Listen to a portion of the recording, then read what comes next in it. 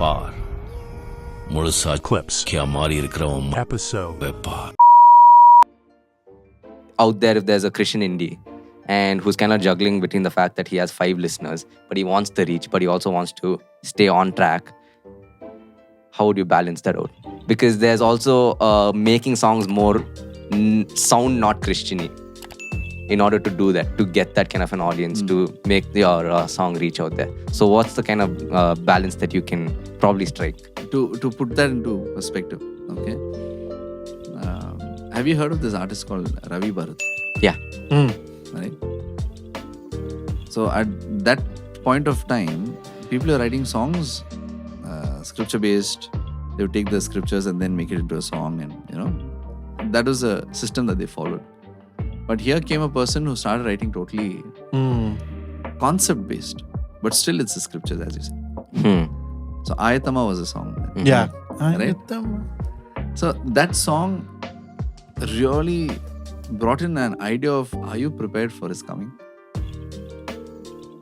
He was outside the rule book, but still made sure the concept was there and people really loved it.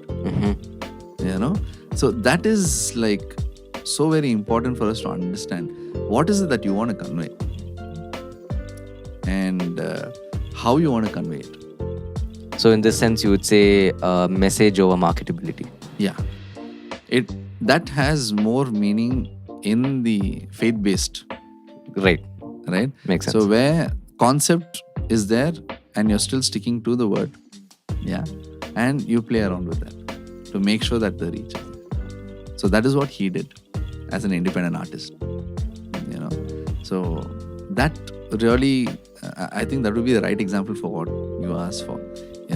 Some people write songs, yes, it might sound close to Christian, but not really Christian.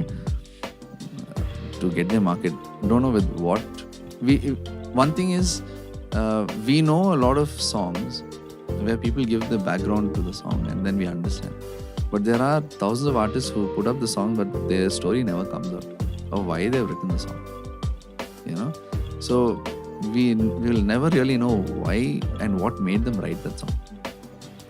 Maybe we might think, okay, this sounds very commercial. Right.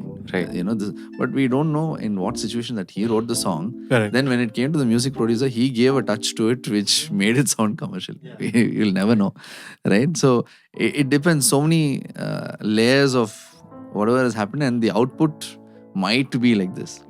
So you cannot judge that song based on whatever it sounds like, but in what situation that he received that song. That is what matters. But those stories we never know. Right. So sometimes it has a reach. There are people who share the testimony of how they got the song and then they release the song. Correct. The impact is there. So they know how to put it across. But some of them are like, okay, this is my budget, maybe this is all that I can. And they just put it out. So it depends on how we market our song as well. Right. God has given us the wisdom to market the song. And we can, if we want to.